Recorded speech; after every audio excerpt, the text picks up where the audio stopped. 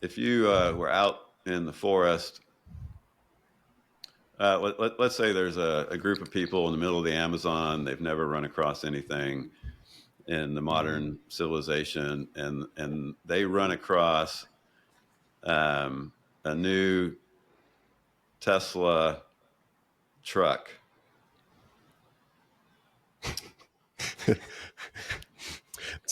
The aliens have find. It's a good find. How did they get there? But go for it. Yeah, they wouldn't understand it. They wouldn't understand it, and there'd be so many things they would have no idea about it. And if you came back to them, 20 years later, they would be really excited to show you that maybe they got the tires off of it, and they cut up that rubber so that they could create little bowls, or who knows what they did with the pieces and parts of that Tesla truck.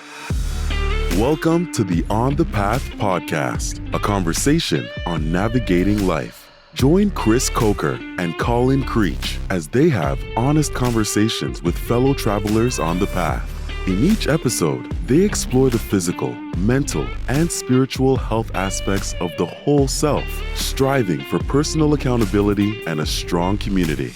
Gain insights, learn from our mistakes, and hear from guests who have mastered these areas. Step on the path, embracing every challenge and success along the way. See you on the path.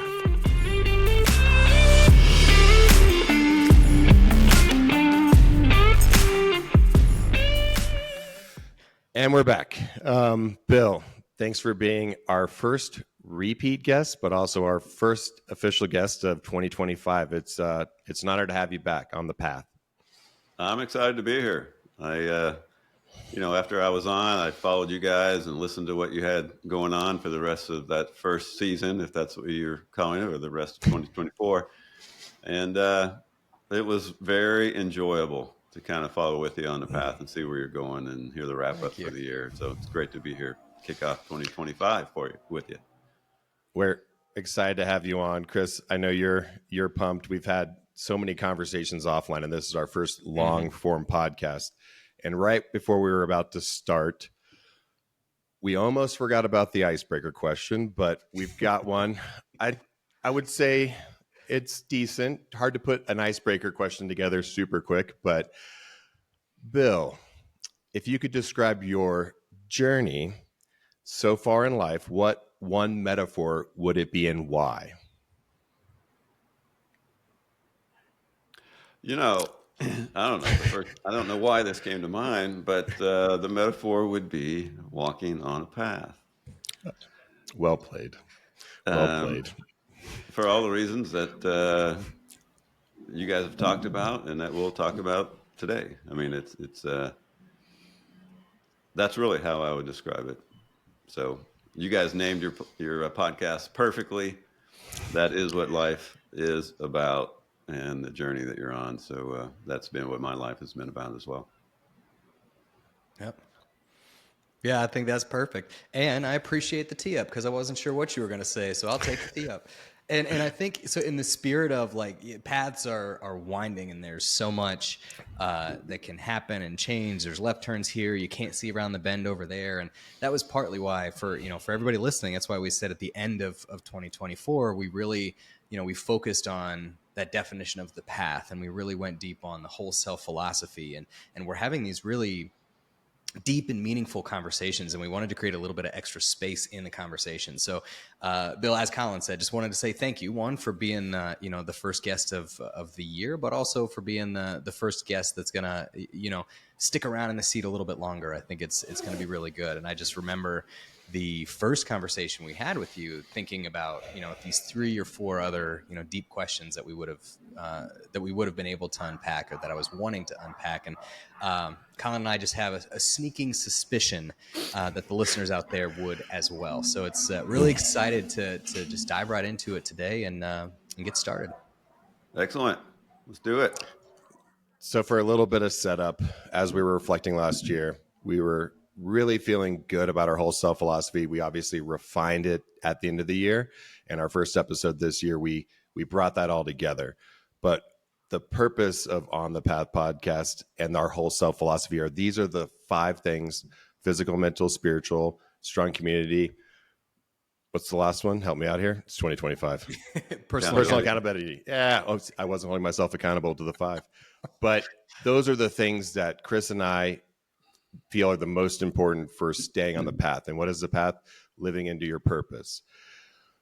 Where we really would want to dive deeper today with you is, how does one discover their purpose? Like, why are we doing all these things? What am I living for? And so I think that's where we know that we have some ideas, but having another person on, guest like you, that has thought a lot about this is really going to help us dive deeper for ourselves, but even our listeners. Yeah, I couldn't agree more with that being an overarching reality. I think, I followed what you guys were talking about in 2024, and I saw how that showed up. And I heard some of the comments around purpose, and I was at that time I was thinking, hey, it'd be great to be in this conversation and to throw in some 2 cents and my thoughts. And I look forward to this conversation because an overarching purpose is it's the primary context you need for even having a path, right? Yeah. And how to stay on it, you got to know, et cetera, et cetera. So it is a critical conversation. And I think we all know that, I don't know, every time you turn around, there's headlines about, our culture and society being in a crisis of purpose, and just so many people lacking a purpose, which translates into all sorts of things. Or at least, behavioral scientists are, transferring it into an issue with purpose in people's lives. So this is a really important discussion, not just for us, but for everyone out there. So hopefully we get to tee it up a little bit and provide a little bit of thoughts around how to address that topic. Yeah. No, for sure. Well, with that, let's dive right into it, because one of the things, Bill, that Colin and I have talked a lot about is, in order to move towards your purpose, you do need to kind of take these deliberate steps in the right direction, right? That's the whole idea around the path, is that there's some guardrails to keep you moving in a forward direction, to keep your momentum moving in the right direction. But one of the things that comes to mind for me is like, okay, I think that in and of itself is something that a lot of people would agree with. Like, set deliberate goals, think about your purpose, reflect on it. But what I want to unpack a little bit here is, how do we gain the confidence that those steps are the right steps, right? Or if there's this idea of a higher purpose, that there's kind of like that North Star we're moving towards, how do we have the confidence that that's it? Like, how do we know that that's the right one?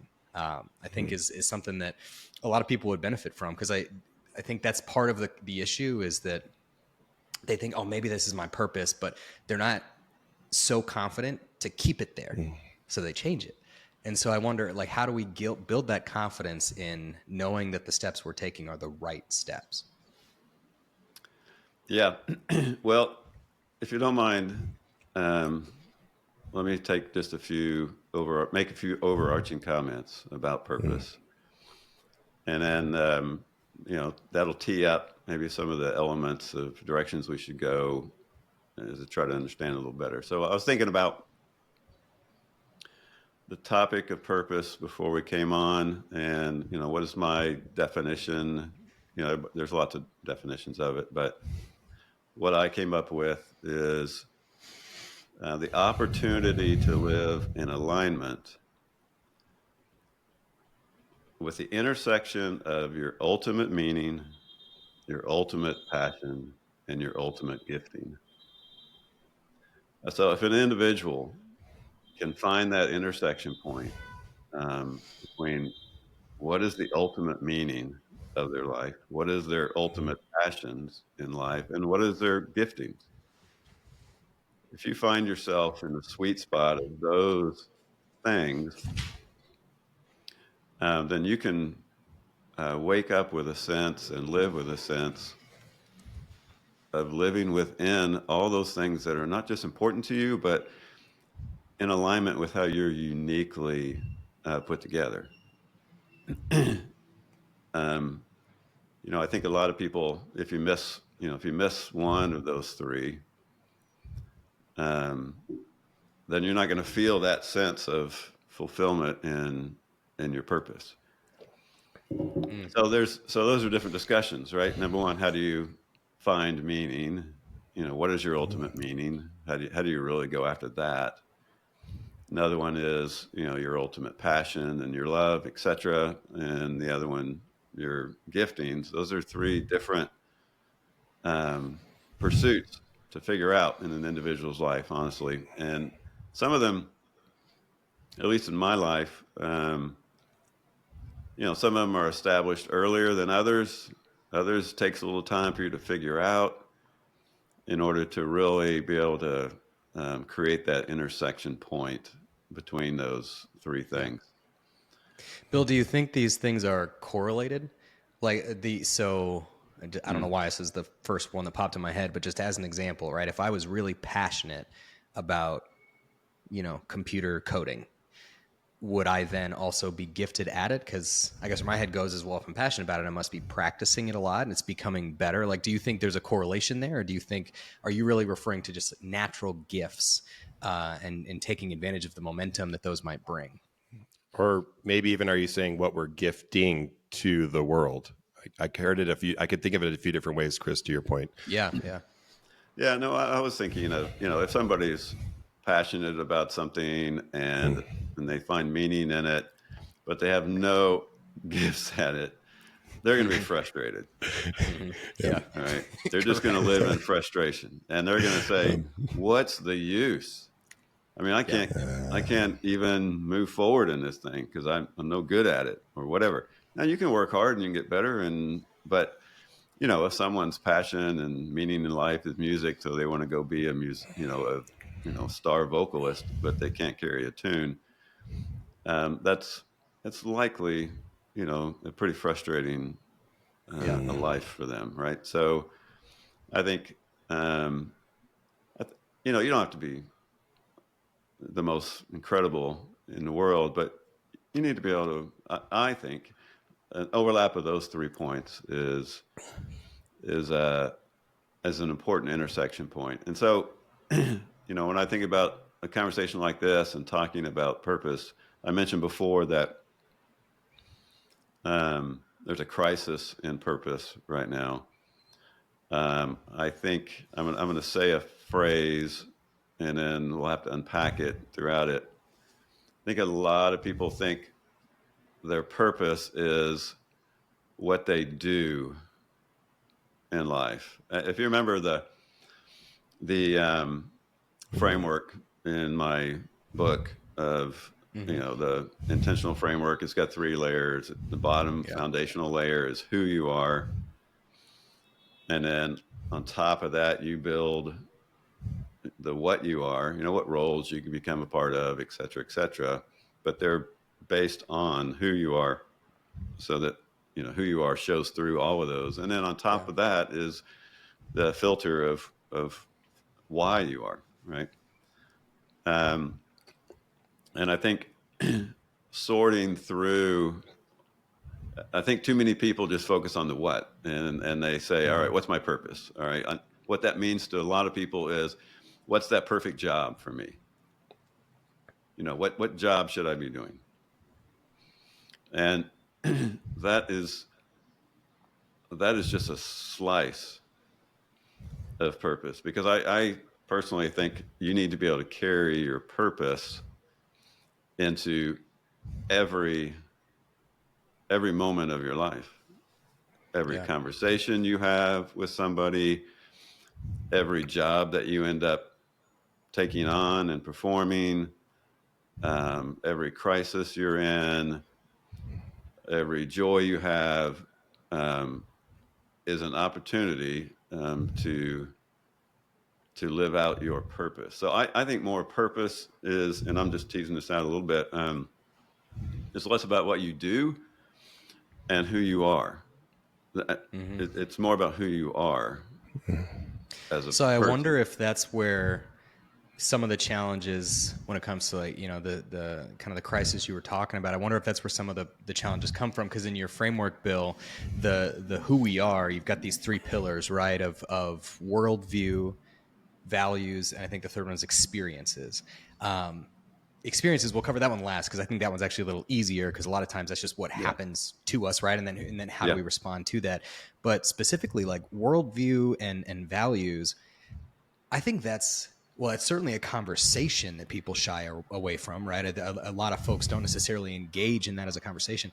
I also think it's something that people shy away from, excuse me, even just in their own thoughts and reflections. And so I wonder if, to your point, I definitely agree that it's, our purpose is not, the job that we have. There's so much more to it. And just in the context of this conversation, I'm wondering if that's one of the weak links is we're not spending the due time on things like how do we view the world, and the way that we should operate in it? What are our values? Like, are we spending enough time there? I mean, do you think I'm off the mark there? Like, what are your thoughts? Do you think that the average person is committing the necessary time on kind of those pillars in your framework? Oh, I think you're right on track.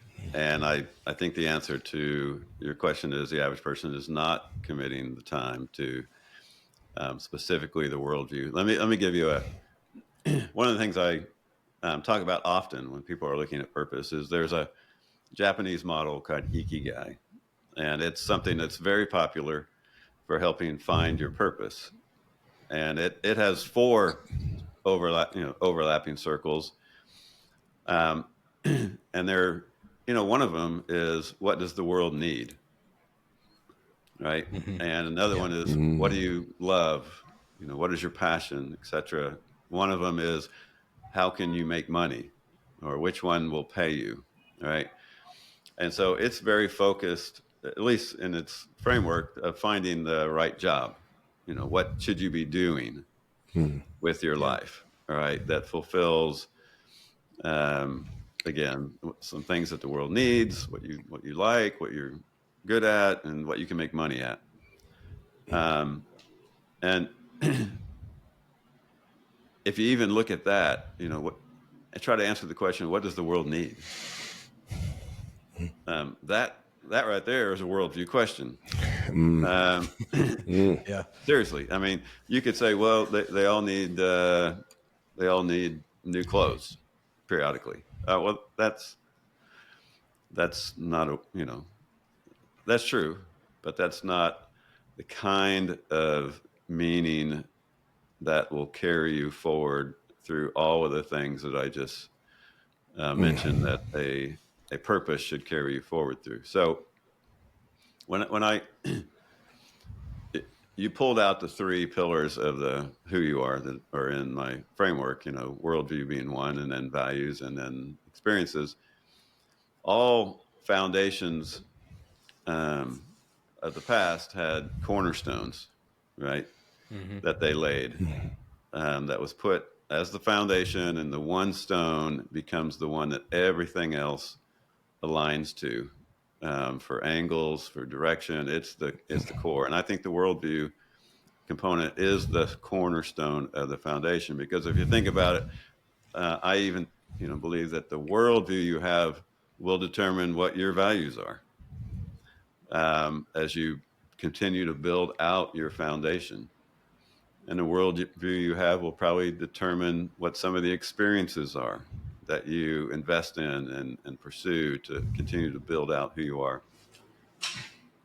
The worldview certainly then flows into everything you do on the what category, and it will determine your why eventually, right? In characterizing it. So it's a component that, I think people used to talk a lot about. When I was looking at this crisis of purpose topic, and I was Googling it not too long ago, the question is, why is there a crisis of purpose? Why is it? And it's not, most people that write about it, they seem to have a pretty clear understanding of why there's a crisis of purpose. One is what you alluded to, and that is there any times in your life, most people, when there's actually just time for them to sit quietly and reflect on life? Or is Yeah. it, one of the guys made a comment that just made me laugh. He's like, one of the crises in life today is if you happen to go to the restroom and you don't happen to have your phone with you to give you something to do while you're in the restroom. I mean, it's like Yeah. you can't stand to have a second or two or a minute, let alone an hour or days contemplating the important stuff. And so that's one element. And then I think additionally, if you were to go out and search, how do you find out your worldview? There's all sorts of lists of questions that you ask yourself and you ponder on that really determine your worldview. And those are questions that, for whatever reason are difficult to talk about in our cultures, right? It's like it's a no-go zone for discussion on those kinds of things. And yet that's what historically people settled out and had in their mind, and it gave them a ongoing sense of who they were, etc. Feel free to interrupt. I have one other thing.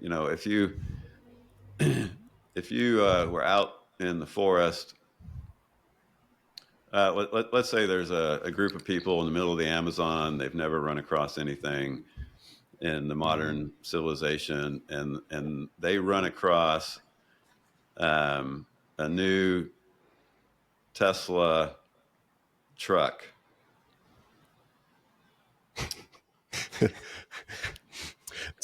The aliens have find. It's a good find. How did they get there? But go for it. Yeah, they wouldn't understand it. They wouldn't understand it, and there'd be so many things they would have no idea about it. And if you came back to them 20 years later, they would be really excited to show you that maybe they got the tires off of it and they cut up that rubber so that they could create little bowls, or who knows what they did with the pieces and parts of that Tesla truck, and they used parts of it to dig holes, and they were able to crack the back open so they were able to get a covered sleeping area, whatever it is that they found to do. I think we all know that's not the purpose of a Tesla truck. And if they just had the ability to put some power in it and to know how to use it, they would go, "Oh my gosh, this is unbelievable." So there's a question to kind of ask ourselves: Is there a purpose? Are we Tesla trucks? Or is there a purpose for us? Yeah. Or do we make it up? Yeah. Well, so kind of on that point, I just to quickly ground us, because I think that is the good question. With Chris, you started with how do we find our purpose? Bill, you gave us it's the definition to start, which is an opportunity to live in alignment with our ultimate meaning, ultimate passion, ultimate gifting. And with that, thinking about even too our worldview, and like maybe if we did find this Tesla truck in the jungle and we'd never seen anything outside of the jungle before, we would probably not try and utilize it the way it was meant to be utilized. Or so with that, I kind of want to start at maybe the beginning with that. Your philosophy or your framework is who am I, what am I, and then why am I, getting to the purpose. When we think about everything, how important is the who am I, the worldview, the values, the experiences? Can you start to discover your purpose if you don't have clarity in kind of those foundational elements? I just trying to think for myself and the audience listening, where do I start? I found this Tesla truck. I don't understand it. Let me go back, and really try and thinking about it from an unconscious bias, which you talk about in your book too. But okay, is where I came from important to help me find out where I'm going? Well, I'm guessing, and I want to hear what you have to say here, Bill. But that analogy is actually a pretty good one, because I'm guessing the answer is no, Colin, right? Because I think I love that you called out, Bill, like, oh, maybe they'd cut up the tires and turn it into bolts. Well, we don't even have to talk about the Cybertruck yet. Like, they don't even know what the purpose of a tire is, right? And so I think it's like, as we start breaking it down, you have to understand, you know, what is the purpose of a tire? Well, it certainly isn't to hold water, right? It's to be able to traverse terrain in different forms and to be able to grip asphalt. It has a very specific purpose, much like the windshield has a specific purpose to keep bugs out of your eyes. And then there's a reason for a door. There's a reason for the seatbelts. So I think the answer is no. You have to have kind of these fundamental understandings first. And in order to start moving towards purpose, if you know what those smaller fundamental components are, suddenly the bigger picture becomes much more clear, right? Had they known the purpose of all the individual components, they would have been much more likely to know the purpose of the truck itself. Yeah.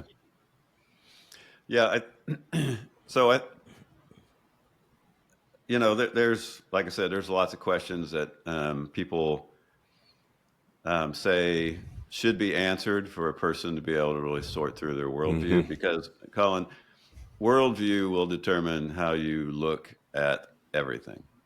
It'll determine how you interpret events. It'll determine how you respond to different events. It determines everything in your life, right? And whether you know it or not, we all have some sort of fragment of a worldview that is determining those things.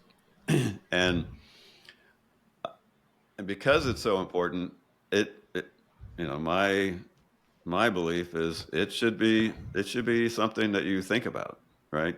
And if you don't know what it is, if you don't know what your worldview is, then perhaps it's worth, again, trying to nail it down a little bit to get some sense of what it is for you. And when you go through, you know, let's say there's 7 questions, 9 questions, whatever, everyone's going to answer them differently in terms of what they believe about these questions. And the outcome of how they answer those things then becomes how they live out their life, what their values are, what they think the world needs, in order to then align themselves, you know, give themselves an opportunity to live in alignment with that ultimate meaning for them, and passion, and what you see. You see in the world right now, in this crisis of purpose, so many people getting so locked into such a wide range of causes, for lack of a better word, right? Because in their own sorting through of things, they have put together a set of answers to questions that elevate that particular cause as the primary thing that the world needs. Yeah. And so they pursue that from a purpose standpoint. So anyway, go ahead and call it. Well, that's making me kind of think overarchingly. So I'm starting at the beginning. Who am I? You've broken it out into worldview, values, and experiences. We're starting with worldview. I'm listening to this podcast. I'm like, okay, I'm going to put my phone down. I'm going to dedicate some time this week to just have some quiet time. I'm guessing this isn't going to be easy questions if we're starting with worldview. Can you give us a couple examples of maybe those questions that you would ask yourself to start as I'm trying to understand how I see the world? Yeah, I guess in the context of, I mean, there's lots of them, and some of them are, you know, and they're all, by the way, how you answer them, no matter who you are, whatever your answer is, it ends up being elements that you can't. It's a summary of your belief system, right? So, and by belief system, I mean you can't prove. No matter how you answer them, it's all faith, right? No matter how you answer them, right? But it becomes a belief system for yourself, right? So one of the ones that I think, in the context of what we talked about with the Tesla, right? We just discussed that scenario with a Tesla in the forest, et cetera. And in so doing, we all know that the Tesla was designed by somebody for a specific purpose, right? And so a important question is, what are we? Right? Were we designed by some higher power for a higher purpose? If we were, then like the Tesla, what are we designed for? Because unless we're doing that, we're just going to be frustrated and not, not satisfied, right? That's one example. So that's an easy question. That just ruined my whole weekend. No, I'm just playing. But that also, depending, I'm guessing based on what you were saying, depending on how you answer that, that'll determine other aspects of you trying to discover your purpose, because you're kind of setting this baseline. And it seems like that's probably time you really want to dedicate, because as you're trying to discover your purpose, these are the fundamental questions that then steer probably that to self-discovery. Yeah. Yeah. And, some other, as you play it out, some other questions that really begin to tease out your worldview is things like, what is wrong in our world? What and what would fix it? All right. Now, again, you don't have to look at too many newspapers, and not that they exist anymore, but articles. The World Wide Web. Yeah. Newspaper for me is YouTube these days. To see that lots of people have different points of view as to what is actually wrong in the world, right? And it must be fixed. And so they've come up with a perspective on what is wrong in the world, and they throw themselves into it. They have come up with a thought as to how that should be fixed. And so they are living out in their mind their purpose in that regard, right? And so thinking that they probably haven't gone through a structured process necessarily to really come to the point where they would write down, this is what's wrong. This is my view, what is wrong with the world above all else. And so I want to be involved in solving that. But they're living that purpose, right? Yeah. And they're satisfied and content and driven living that purpose. And so these questions are very, very important, and they're, esoterical, and they're a belief system that everyone goes through. And important, the thing is how complete is your worldview, and does it allow you to live in alignment with ultimate meaning, ultimate passion, ultimate gifting? I think that's such an important part. And then Chris, I'll let you chime in, but reading off of Chris's notes from your book, My Intentional Journey, you quoted Richard Paul Evans, and he says, "It is a rare human who spends more time looking for truth than protecting their already held beliefs." And I thought that was so important also for what you were saying, because you have to, when you're sitting with these questions, when you're trying to understand, like, why do I look at the world this way, and how do I answer these questions? That's questioning a lot. That's one I feel like there's some grace where maybe you're not going to solve it all in one sitting, or even in maybe a month or a year. But at the same time, where are my blind spots? Where, based off, either how I was raised, where I was raised, it all can be leading to how you see it at this moment, and having to really think through those complexities takes probably, removing some distractions and some intentional time. But Chris, how are you when you're thinking about worldview? And thank you for letting me use your notes on the podcast. But how are you kind of thinking about it yourself too? Well, I'll just build on it because I don't disagree with you, and obviously I like that quote since I put it in the notes there. But it made me think of Adam Grant's book on well, I'm going to say it's Adam Grant's book on humility. The book, what's it called? Think Again.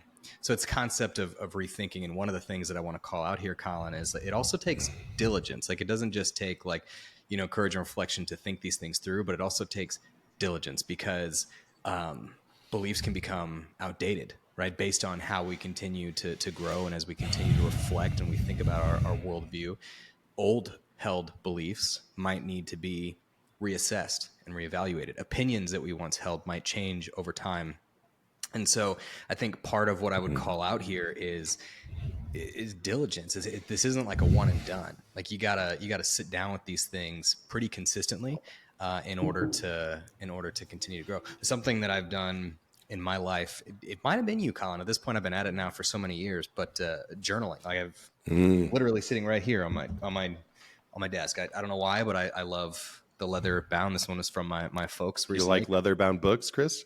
I do indeed. Well, none of those are leather bound except for a couple, but I love journaling, and it's because it is a tactical tool that I can use to stay diligent on like what are my thoughts today. And one of the reasons that I like actually writing it down so much is I've got another one over there that's got notes from 2-3 years ago. If I pick that book up and I start reading my own words from 3 years ago, it's like I'm talking to a different person, right? I recognize that person, but it's like I'm talking to a different person. So that's the only thing I would add there. I completely agree with the quote from Richard Paul Evans that we spend a lot more time holding on to our beliefs. I think that's our natural inclination as human beings, because we're just, at the end of the day, human beings are a little bit egotistical, right? That we look at the world from our own perspective. And so I think we have to just have the humility to say, do I need to reassess this belief? Do I need to reevaluate this opinion? Yeah, a couple thoughts on that.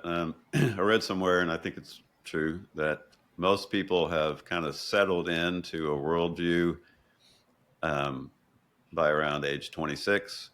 I don't know why they picked 26, but a lot of your worldview kind of comes from your upbringing, and then through those early years of being out on your own, kind of putting things to the test. And then you kind of just settle into it, and you don't think about it much, and you just live in line with it. And then because worldview is how you see and build your life, how you see everything around you and build your life around you, it's like you mentioned that people hesitate to revisit things, because you mentioned it as being, an element of ego. On the flip side, if I had a house and it was designed so that there are two primary supporting pillars in the house, I'm going to really resist someone telling me I need to cut those down.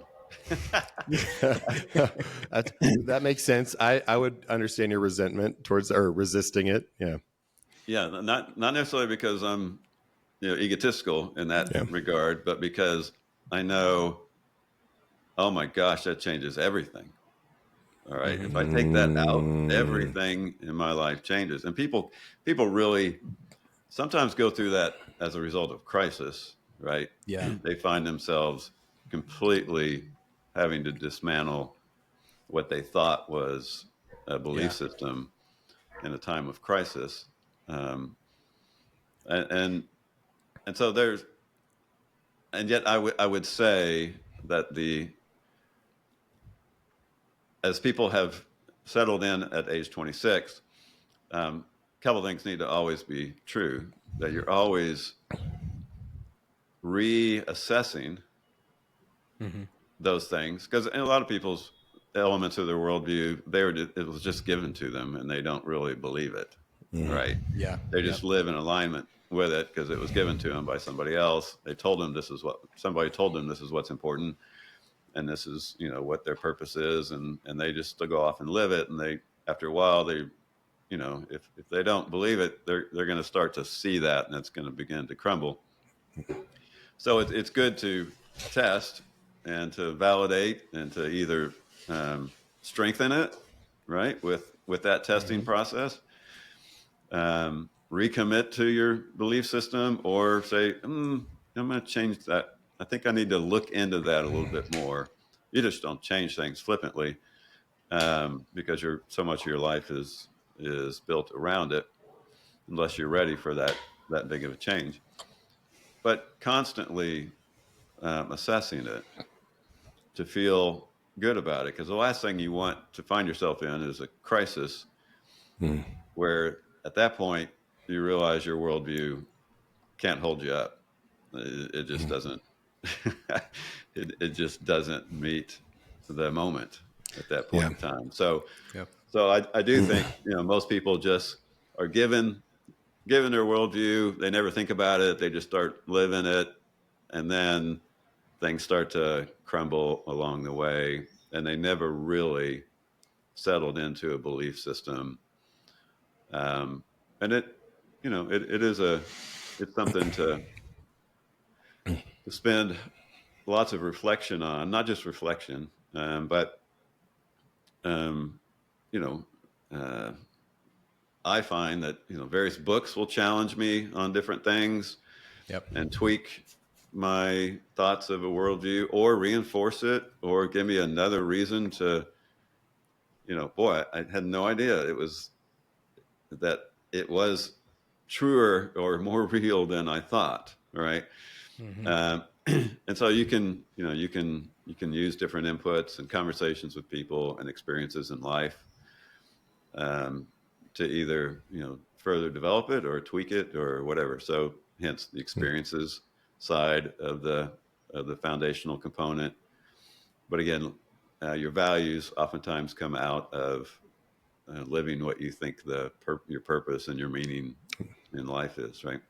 And again, I think most of it is most of purpose is more about who am I to be than what am I supposed to do with a job or something like that, right? Because who I am and who I am to be, we're called human beings. So you've probably heard that phrase, we're not human doers, we're human beings. So who you are then flows into everything else. How you show up as a dad, as a spouse, as a worker, as a friend, it flows through all of that. And so I think that's really the pursuit to really continue to best define who you are. And then for me, the why you are goes back to my living in the intersection of greatest meaning, greatest passion, greatest giftings. Some of those passions and giftings you don't learn till you've got some experience, and you've learned what do I really like? What am I really good at, honestly? But I would say in my own life, the overarching meaning of my life hasn't changed. But me being able to know how to intersect it with my passions and my giftings has been a learning process, so that I can get closer and closer to living in a very specific purpose for me. Does that make sense? And I'd love to, something you've said a few different times, I'd love to dive a little deeper into, because it makes me think about our conversation with Dr. Steve Rose last year, Chris, where, 300-400 years ago, there's probably potentially less distractions. There's maybe less of a worldview, maybe more of a regional or very specific plot of of country you grew up in. Now we have all these complexities. I'd love to hear kind of two parts. One, how long did it take you to discover your purpose? And as I'm listening to, this is not a small topic to dive into, but what are you keep mentioning crisis, crisis of purpose.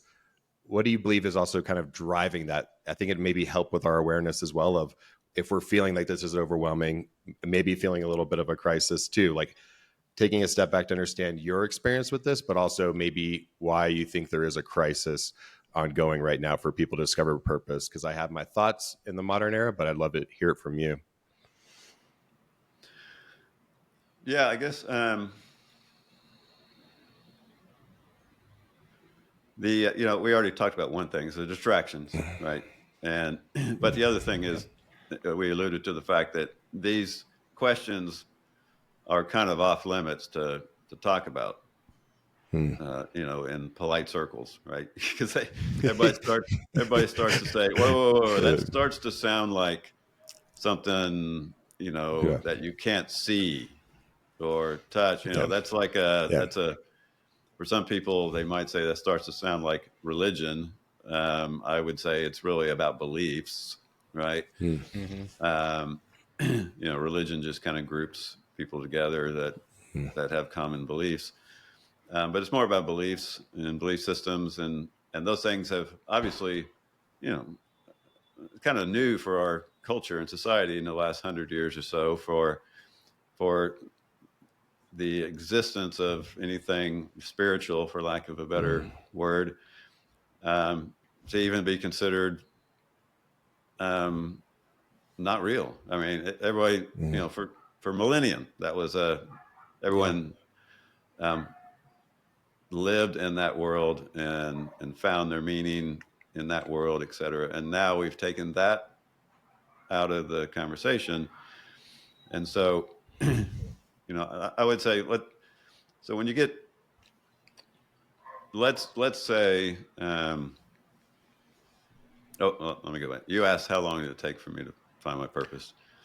I answered it in one way. One was, in a meaning standpoint, it was, I developed it early, tested it, proved it out so that it is a foundational cornerstone, right? That happened probably through my 20s. Because again, you're given stuff when you're young, and then you got to find out whether you are going to go along with it. And for me, I tested it and walked in it, experienced it, and became my set of beliefs. Now there's tweaks and changes. I promise you, I don't believe exactly the same as I did when I was young, but the foundational elements of it certainly haven't changed.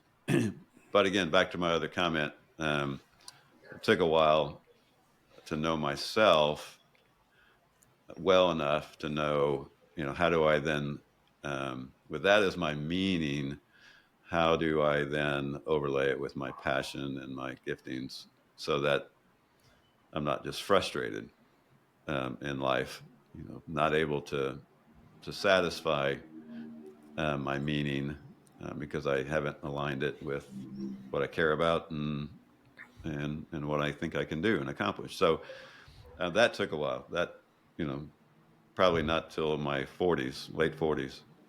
Yeah. Of really finding a good alignment of that. But so parts of it stayed, pretty early on, and then other parts of it kind of began to get better understood as you learn more about yourself. And I, one way, back to the Tesla thing,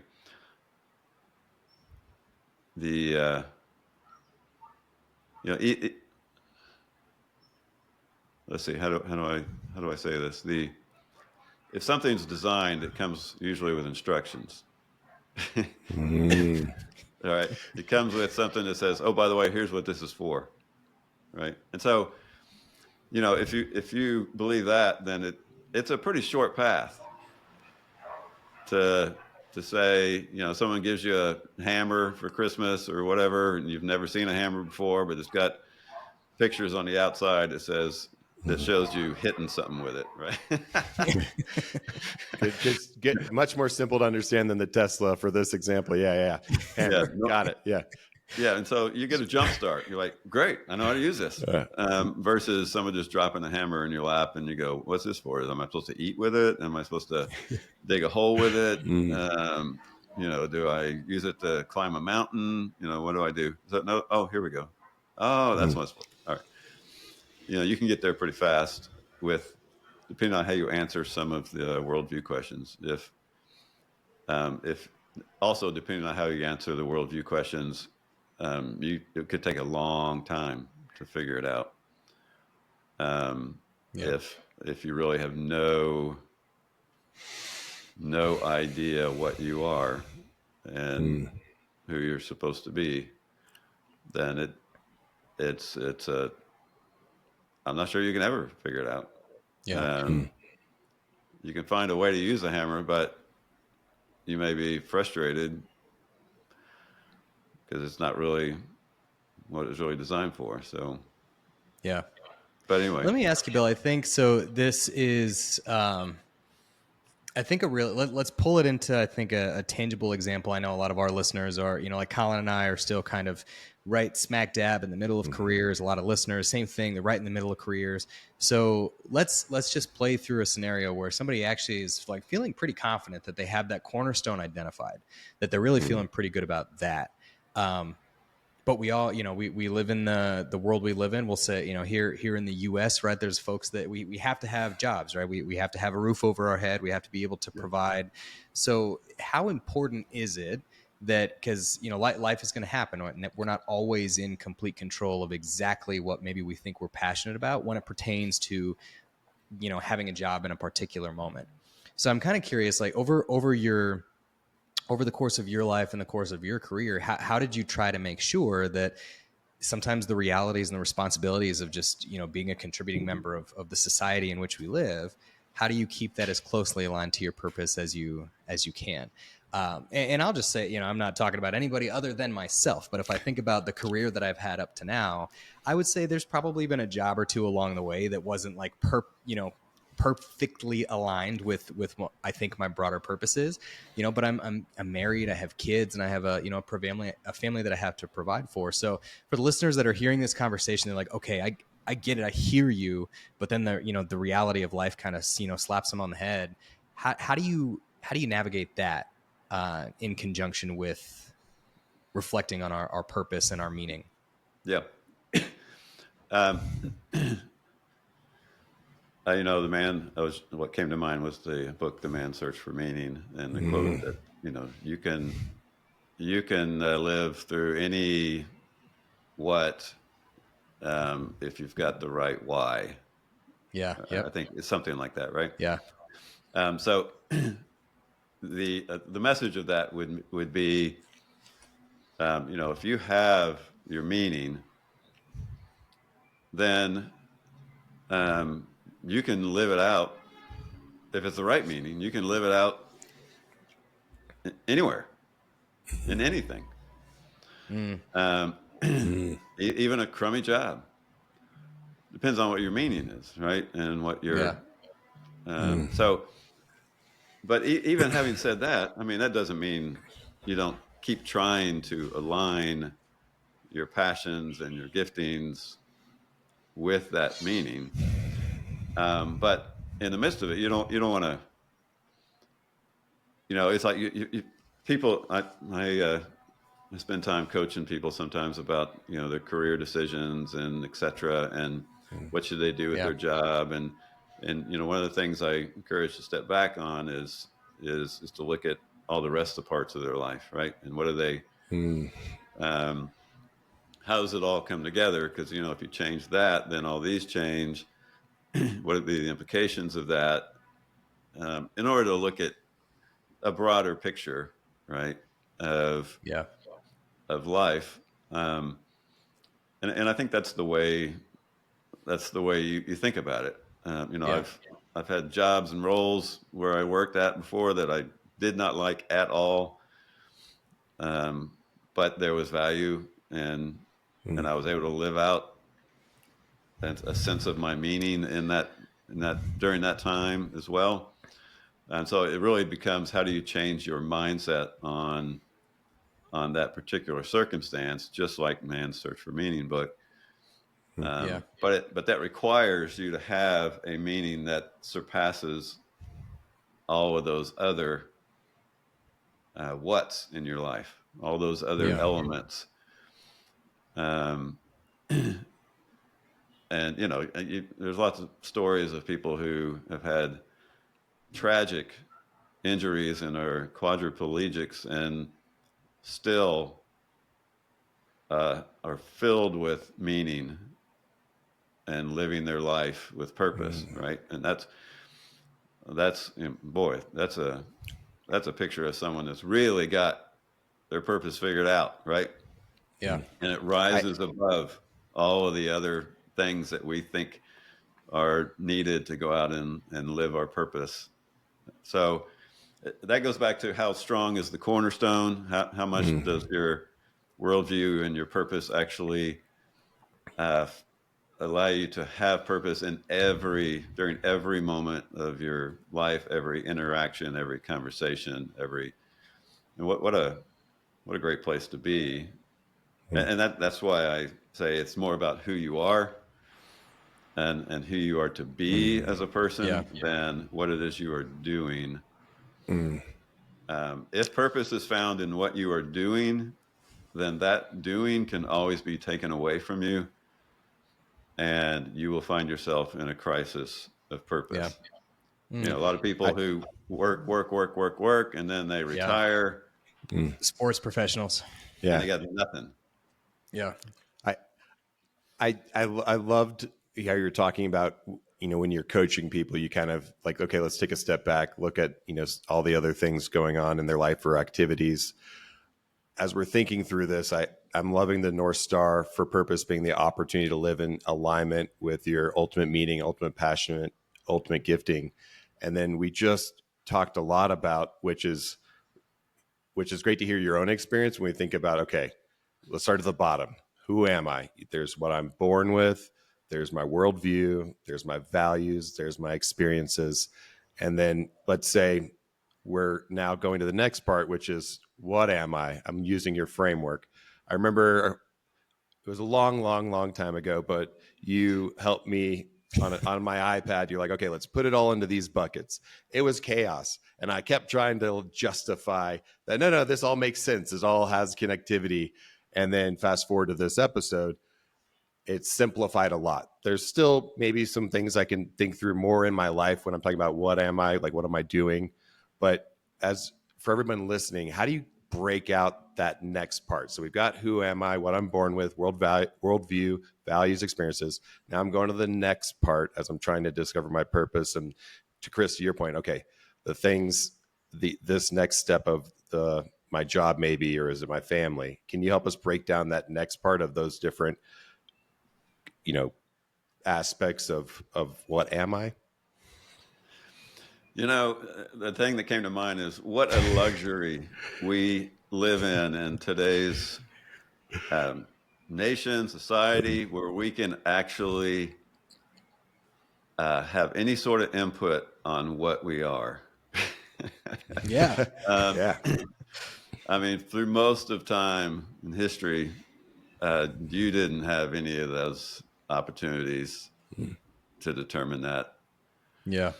And so what a pleasure first to be able to sit down and say, what do I want to do? I mean, do I want this? Do I want, I mean, and even within that, I mean, you will find yourself, I mentioned in the book that some of the roles that you're in, you chose, and some of the roles that you're in, you didn't choose. They just happened to you. Yep. Right.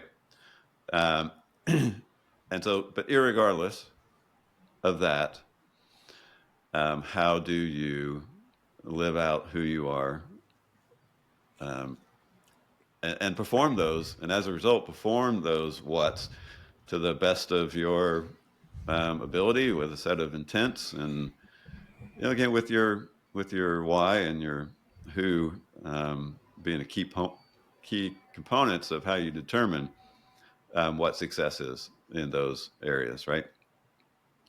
Um, the I was wanting to work in this analogy. I don't know if this is the place to do it, but Let's go for it. I was going to ask a trick question, right? But I'll kick it off here. What is the purpose of the game of Monopoly? Are we cheating? Or are we not cheating? To win, Yeah. or Park Place and Boardwalk, I believe. Pass go, get the $200. But Just the get game those of two Monopoly blue is hotels on the corner. to is it bankrupt or get other players out till you win? Yeah. Okay. Take all the real estate and bankrupt everybody else, right? Yeah. But so that's a what, right? I specifically asked the question. I said the game of Monopoly. So Monopoly is a game. What is the purpose of games? Enjoyment. Have fun. Yeah, enjoyment. Yeah. How do those two go together, right? So if you approached Monopoly with the mindset of the purpose of games, and I looked it up. What is the purpose of games? It's to develop social ability, socializing. Maybe you educate yourself on some math skills. Maybe you, it's completely different than getting all of the real estate and bankrupting other people. It's more about helping people develop who they are by playing games. Team sports. Why do you do team sports? Is it to win, or is it to develop your ability to be a team player, et cetera, et cetera? So I say that to say, if your purpose and who you are needs to be more at the level of the purpose of games, and that's more who what you will become as a person, as opposed to I'm going to do this what, and I'm going to win at this what. So I don't know if that. I don't remember what your question was, but that it triggered that particular analogy. No, it's actually very helpful, because I think about it from, and I'm using your framework from your book, but the who I am, I'm just recapping it just for myself, but it's for everybody else listening. But who I am, it's what I'm born with, my worldview, values, experiences, and as I got my North Star, my purpose. Those things I'm bringing into the what. So I'm bringing it into my job. I'm bringing it into my family. I'm bringing it into how I spend my time or my health. So I'm just trying to break out more of like, what are all these things in life, and how are you breaking those out even when you're coaching people, when you think about the what I am, the things I'm bringing these into? And if I can add one small thing, Colin, I think it's an important call out. You should be bringing those things into your what consistently, right? Like, yes, there is the dad version of me and the husband version and the professional version. And maybe there's like a little bit of nuances there, but for the most part, that's the same person, right? Because I think when those diverge a lot, whether it's at home or at work, that's when suddenly we start having that like crisis of worldview or crisis of purpose, because there's a misalignment. So I think, that's an important qualifier, is it needs to be consistently brought into the different compartments of what makes you you. Yeah. Before you answer, Bill, I'm so glad you said that, Chris, because that's the whole reason behind the show. You and I, knew each other, but we had a reconnection where we both had discussed, hey, during this period of my life, I wasn't doing what I'm supposed to do, but at the same time, and my, his family, home, all these things were conflicting with each other. We were feeling this crisis, well, we also didn't have that North Star of my purpose, and we weren't living into it. So it was just, everything was, kind of in chaos in a perfect way that made us feel that crisis. So kind of going back to it, Bill, however you want to answer those original kind of aspects of things, but like, okay, theoretically, we've got our purpose, we've got our, who I am figured out. How are we looking at the different aspects of the what I am, from the way you're viewing it and the way your book breaks it out? How important is it? Does it even matter in this discussion too? Oh, sure it does. Well, it matters a couple of ways. Number one, it can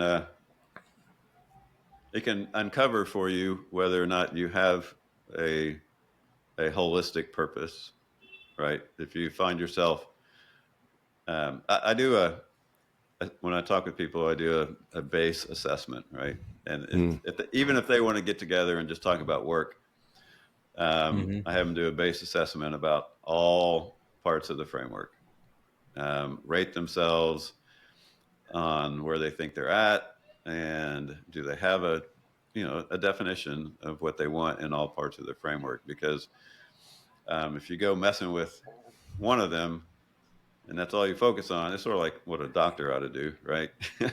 They ought to have a holistic conversation about your health instead of one little thing. But because then we can focus on the work conversation and be able to tie back to knowing how important is the other stuff, and you want to really tweak or change that. Is that going to create an impact over there? And there's seasons where you heavy up in one area and not in the other, but you don't want it to tear at the fabric of who you are. If what you say you value and the person that you say you want to be is being undermined by your whats, then something's wrong, all right? And you're not living with integrity. Integrity meaning everything fits together, everything is in sync, both the who you are and what you do and the why, et cetera. So we spend time, but then once you sort all that out and you're like, okay, so we are down to just what job should I be doing? It's still tied to, the money side and the ability to spend time with the family and your flexibility. And you feel like your giftings are being used, et cetera.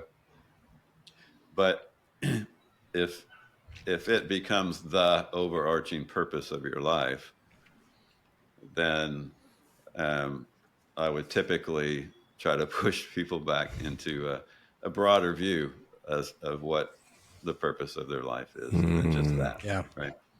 Stop playing Monopoly and just pick up a game. Yeah. No, realize what's really important about the game of Monopoly, right? Yeah. Oh, better. Yeah. Right after this, I'm grabbing my hammer and Monopoly, getting in my Cybertruck. I'm getting out of here. But just to be clear, I don't think any of us own a Cybertruck on this show, Nope. And we're not sponsored by Tesla. But this is actually really helpful as I'm thinking back to the path too. Okay. Yeah. We always talk about, we have our map checks, Chris, where you and I talk about, what's going on in our life, how things are being shaped. But thinking of life as a path, we have to know where we came from to know where we're going. And that then, as we think about the whole self-philosophy, physical, mental, spiritual, strong community, personal accountability, these are the things that keep us on the path. But if we don't know where we came from and we don't know where we're going, why would we want to really focus on our whole self-philosophy? It'd be kind of meaningless almost, I would say. Yeah, sure.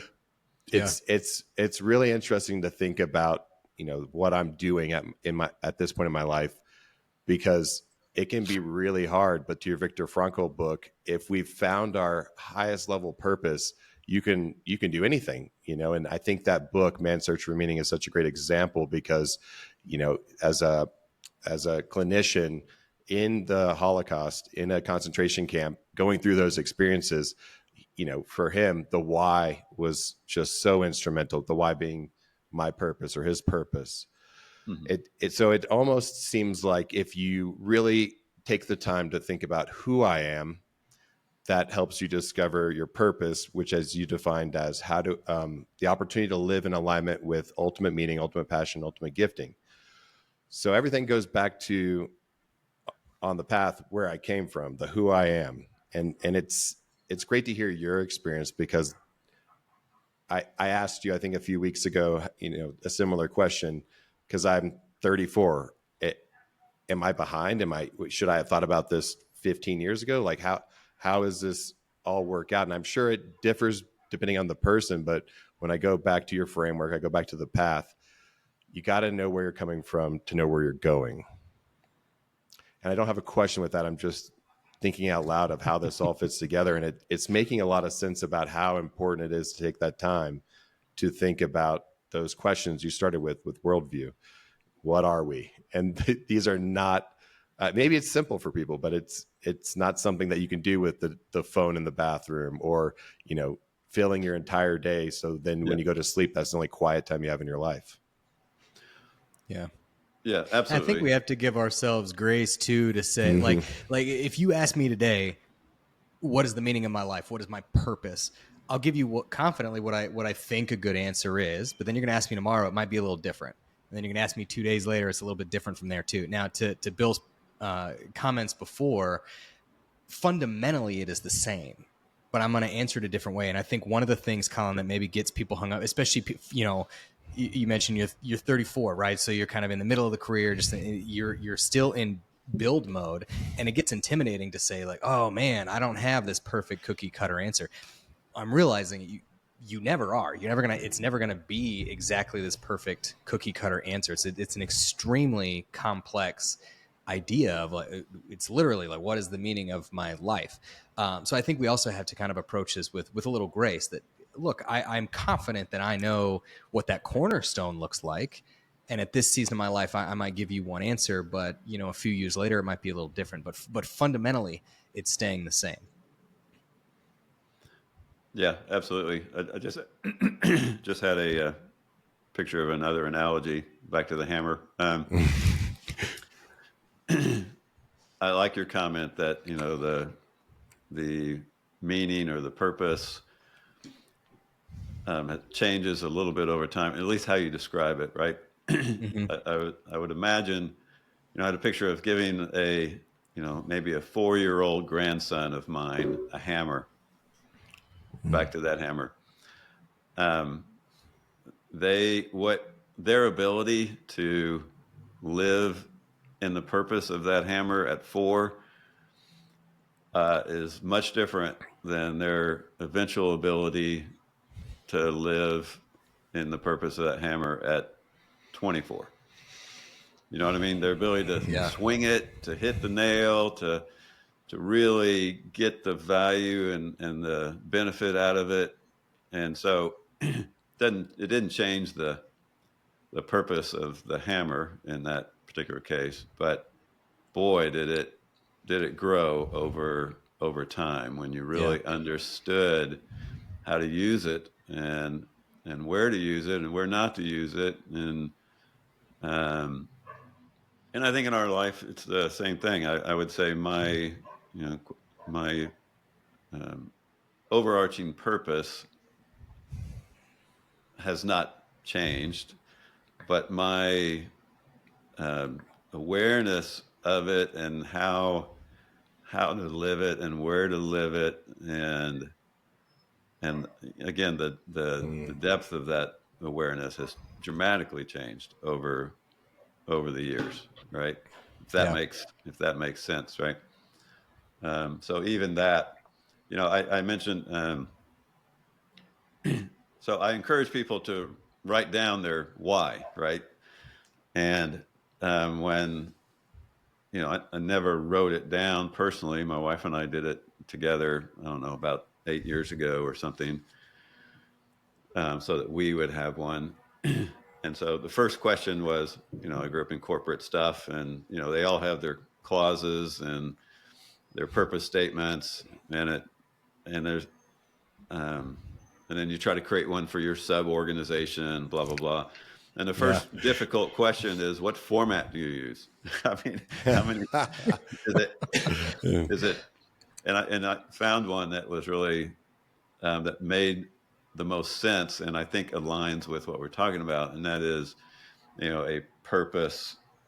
I think that the layers were purpose, mission, vision, which the purpose piece was very short, one sentence, high level, more the meaning part of things.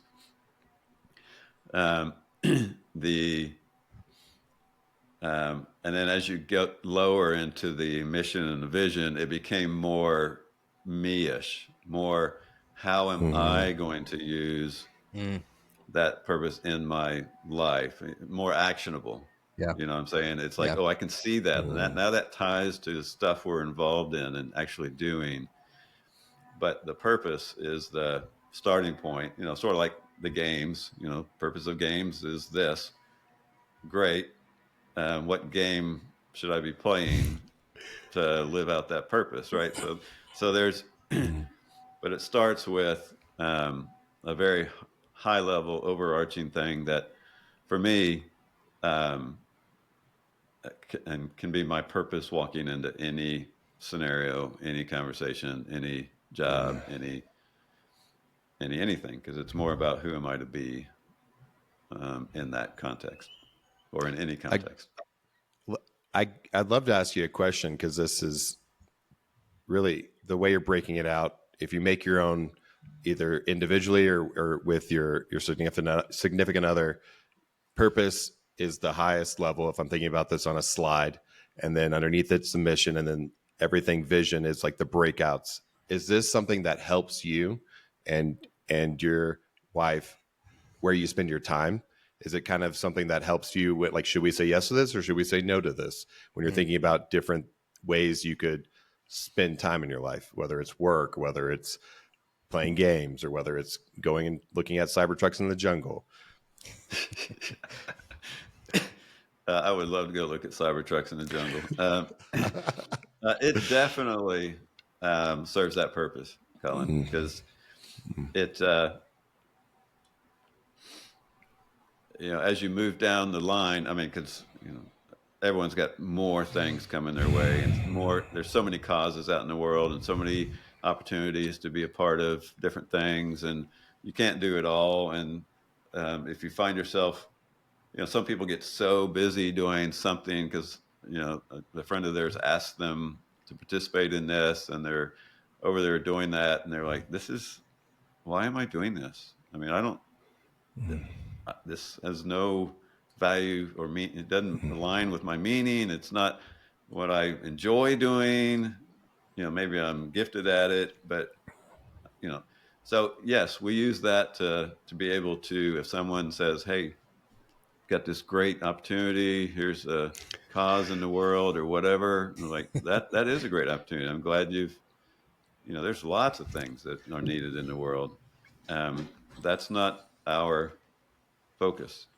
We're going to stay in line with what our lived out focus is. And we may, those two groups may have the very same overarching purpose, but how we live it out, and again, what we're passionate about and gifted at, is a different implementation. But what's awesome is you guys talk about community, right? What's awesome is when your overarching purpose is you have a community that shares that. It's like a football team. Everyone's got the same overarching purpose, but everyone's got a different role in it, and different giftings and different things they care about, but they are all there for one common purpose. And that is an awesome place to be, not just to find your own purpose, but to find your own purpose in community with others who have a shared purpose. That's beautiful. Yeah. This is,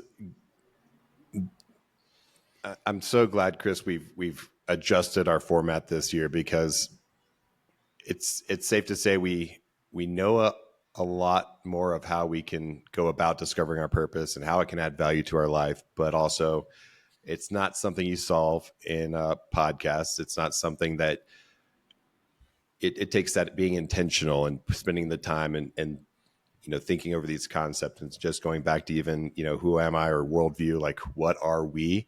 Those are not, those are heavy questions, but also, as Bill just mentioned, like having a strong community, especially, trusted friends that can, you can maybe even have these conversations with, because we all have our perspective, but, there may be unconscious biases, because of your, who am I, how you were raised, your experiences, your values. I really think this is going to be, a continued conversation we have. And Bill, this is a great kickoff for us. But before we wrap this up, I'd love to hear if you have any practical advice. I love how you do a base assessment in your coaching, because it not only helps you, but probably helps the people filling out the assessment. Like, oh, what is this part? Like, how do I grade it, or how do I define it? But practical advice.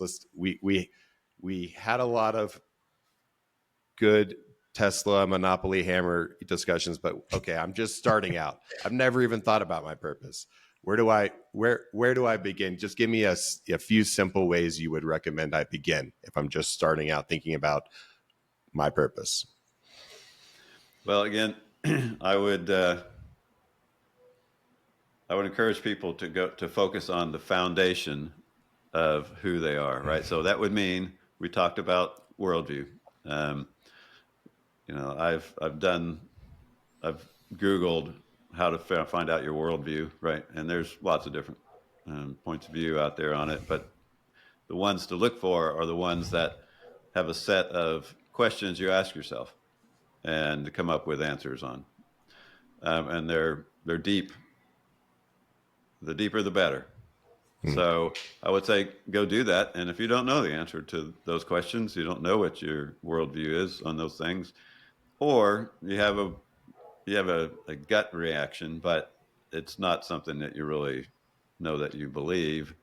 How do you make your cornerstone an actual cornerstone? How do you actually do the work by, either, to your point, Colin, talking with trusted folks, or reading people that are objectively have gone through that process and have tried to resolve those questions in their mind, et cetera, and look at all angles on it, right?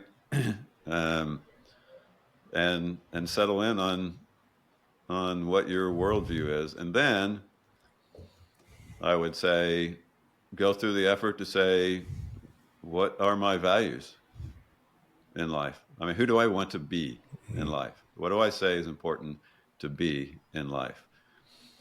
That then begins to put a solid foundation that you will begin, that'll begin to inform your purpose, right? You'll begin to get an idea of, okay, I see what I really believe and the person I really want to be. And by default, that'll start to influence your purpose and all the other what's, and it'll start the process of really defining that. And then force yourself to, pick try to write an overarching purpose. Whether it be a single line of here's my purpose in life, or whether it be, like I said, a purpose, mission, vision.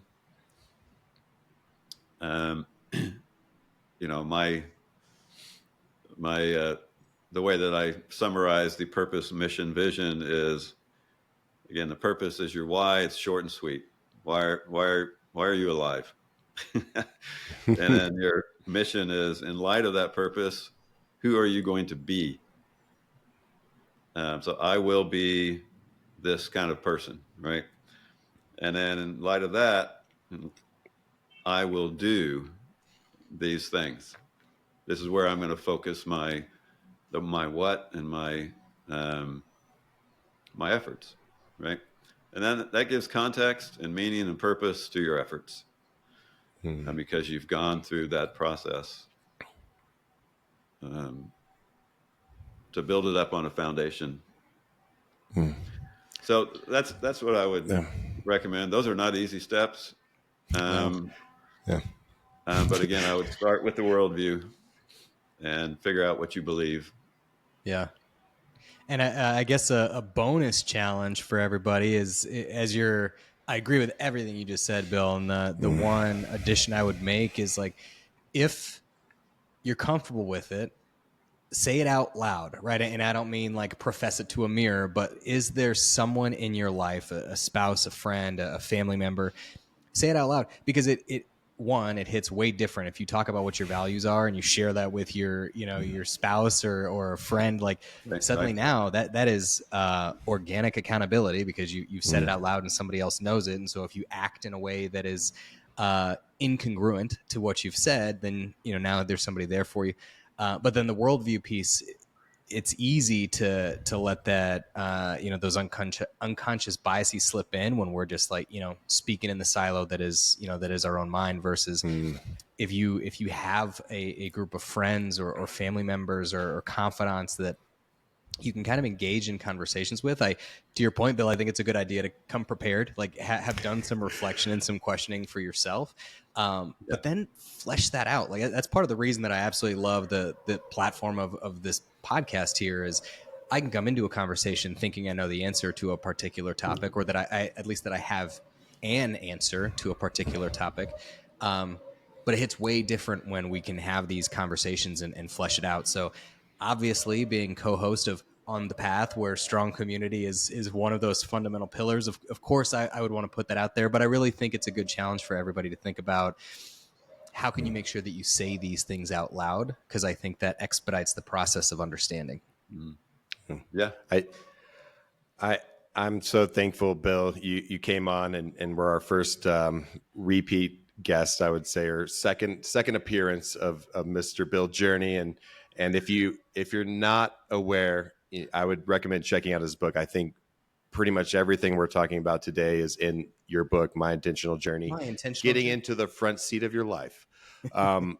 With that being said, obviously you talked about, a lot of this coming to fruition and then feeling really stable in your life into your 40s. And now you're young 50s, we're going to say for the podcast.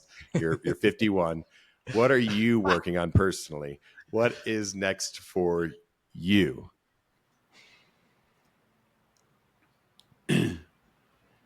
Well, I think, in the context of what we just talked about, we're not in the middle of that stage of life where we're busy with, work and, most of your day is full of earning a living and raising little ones, et cetera. So we are at the place where most people get to, and that is they have the opportunity to really be intentional about living their purpose, right? And so, and some people struggle with that. For us, we've used our own definition to really hone in the things that we care about, and we're investing ourselves heavily in those things.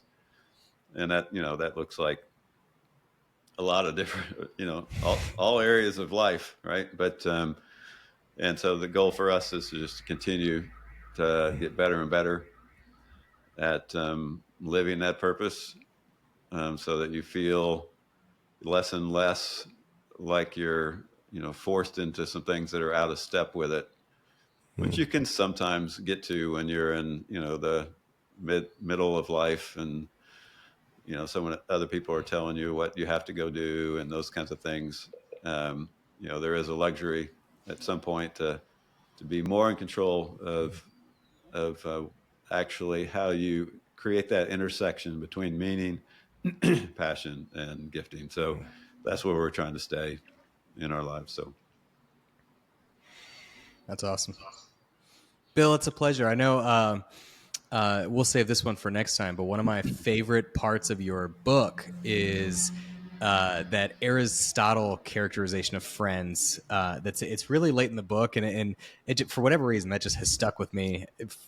ever since I read it. And there's the utility, the pleasure, and the good friends. And I'm happy to report that you sit squarely in the good friend category. So I'm very grateful for the time and the willingness for you to join the show to talk with us both and to just really keep helping us flesh these things out. I think it's so important, and I'm just I'm proud to be a small part of the solution to this crisis of purpose that I think we're in. So thank you very, very much. It's been a pleasure catching up with you.